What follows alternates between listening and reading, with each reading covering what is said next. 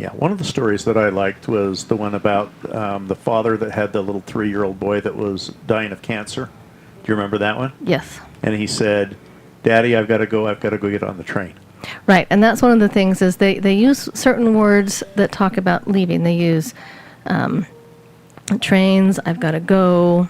Where are my shoes? Where are my shoes? I need my purse. And, these could even be people that have been bedbound for years and years and years, but they just will use words that, metaphors of leaving, of going, is very, very common. Suddenly, angels and religious entities that are important to them, whether it's Buddha, whether it's God, whether it's Allah, whatever, Mary, certain saints, whatever religious icon was important to that person, they will start talking about that religious icon a lot.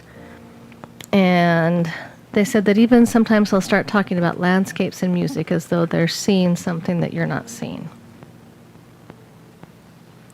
Chris, as our resident witch, I'm just curious to hear your take on this in terms of, getting close to death, seeing entities, religious figures, etc. In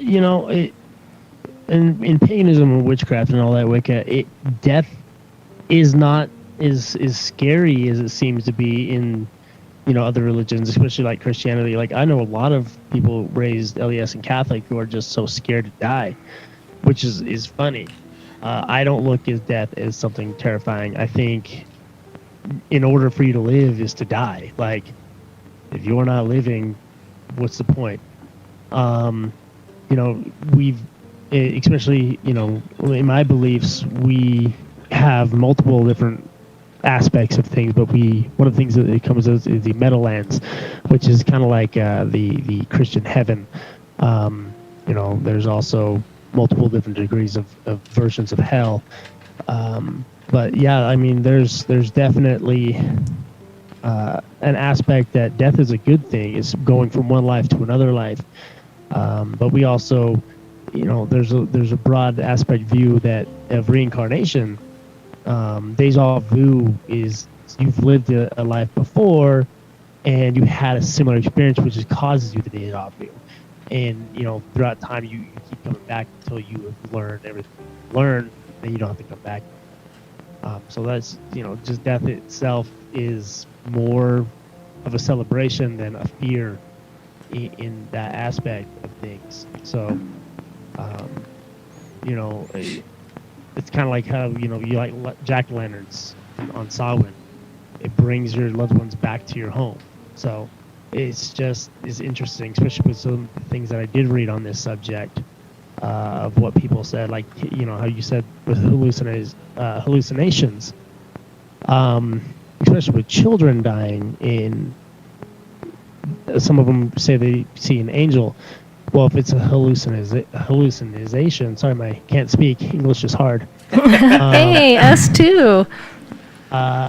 Your typical image of an angel has wings, right? These angelic wings. But never once has anybody described these angels or these beings with angelic wings.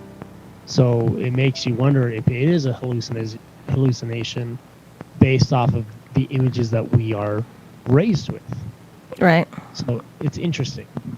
So you just kind of staying on that kids thread, they said that kids will have kid-friendly experiences. And there's one little boy that they talked about, and specifically I think he was about 7 years old, and he was in a children's hospital. And the nurse said that he kept complaining about the noises in the corner.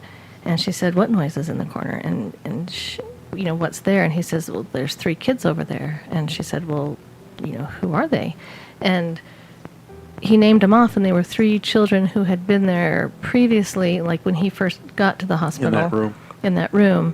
And they had, one by one passed away before him. And, there's no way he would have known about them. And he called them by name. And then they've also said that this kind of a phenomenon doesn't happen to just one specific type of person. It happens across all ages, all religions, all races. It happens to blind people, it happens to deaf people, it happens to dumb people. And by dumb, that can't speak, not like idiots. It probably happens to dumb people too. Exactly. Dumb people, smart people. It's just, really across the board. So here's an interesting story I found. There was a man, and he was kind of in his last stages of life. I think he was suffering from an illness, and so I don't know that death was necessarily imminent, because his wife said he was still talking lucidly. He was actually playing Sudokus, a couple times a week. So it wasn't like he was on death's door at any second per se. And but it was coming, and so his wife asked him if he had ever seen anybody, and he says, yeah. He says, there's a soldier that comes and sits by my bed at night, and kind of keeps him company. And then he said that there was a dog that would sit by his feet. And when he described the dog, it was a dog that they had early on in their marriage, and they were probably in their 60s or 70s at this point. And so it's a dog that they hadn't had for quite some time. I think that's one of the things I'm looking forward to most about dying, is seeing all the dogs that I had. I had some good dogs, and I miss them, and they're, animals are very loyal. So I can all relate to dogs that. go to heaven? All dogs go to heaven. They do. See, the movies are right. I actually won't watch Those those are movies. documentaries. They're documentaries. I'm I don't with do you, sad Lurch. movies. If my wife is not greeting me, I would like my dog to. Yeah. So, again, they say they hear and see things that you can't. They reach for things. They will look through you. They'll talk in metaphors about moving, leaving, looking for their shoes, going to a stadium. They'll even say very specific things. It's interesting because nurses said that they will tell a doctor, oh, he's going to die really soon, and the doctor will say why, and they'll say because of the signs. And in fact, this Dr. Ken that we talked about earlier was telling a nurse one day, and he eventually moved in and was working in he was started out as a in a hospital or a clinic or something, and then he moved to a hospice center later in his medical career, and he told this nurse, now, with this patient you need to do X, Y, Z, and she said, no, he's dying. And he said, why? How do you know that? And she said, well, he's starting to talk to his deceased family. And the Dr. Ken said, well, I don't remember that class in medical school. And she said, you missed a lot of classes in medical school. I mean, she kind of gave him the business because he hadn't really worked in that setting. Yeah, it's a for a definite while. phenomenon.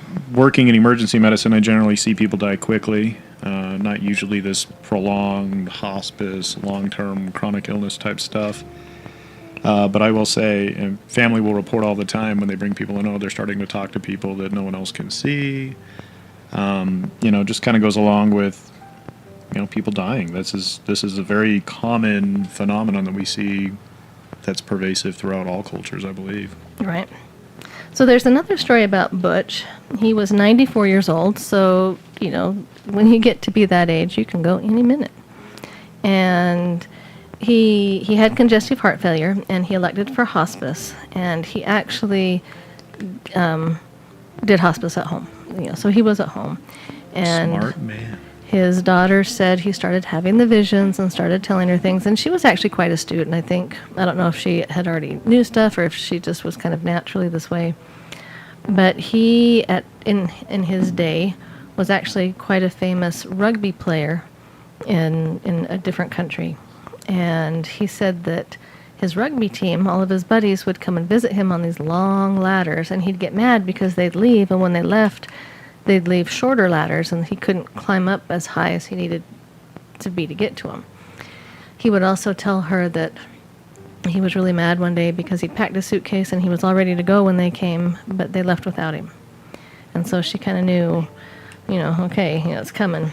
And the doctor said a lot of times when this happens, sometimes the doctor, will medicate, and I hate saying this because I don't want Doc to think I'm slamming on him. I'm just telling you what a different doctor said. But he said sometimes they'll medicate them because of these hallucinations, but it's just the process they go through. So the last thing that Butch did was just before he died, he had, and this is a common metaphor of completing something, he had a bunch of mechanical pieces that he didn't want lost. And he said, she says, what are you doing? And he held out his hand and he says, I've got these pieces and I don't want them lost. And so she says, okay, well, hang on. And she went and got a baggie. And she didn't have to do that. There was no pieces. His hand was just, Take sticking those out. pieces. And this was Martha Atkins, and she said this lady, could have just ignored it and blown it off, but she said, if you do that, you can really miss an opportunity to connect with your loved ones, especially right before they die. And it makes the person that's dying feel a little bit better because they get to fulfill that completion of whatever thing they're trying to do. And so, if you've got someone in your home that's going through this process, watch for those little things, because those are some really cool ways to connect for that last time or two. Yeah, and even if you don't believe it, if it's not doing any harm, just roll with it. Right. It'll bring comfort. It'll bring peace. Instead of creating more confusion, because when you try to tell somebody, what are you doing? There's no pieces in your hand. It's only going to worsen the delirium, the confusion, whatever you want to call it. And by giving them that sense of validation, yes, I'll take these pieces. Your mission is done. Whatever needs to be said there, I think it could bring some peace and comfort and an opportunity, like you said, to connect. Right.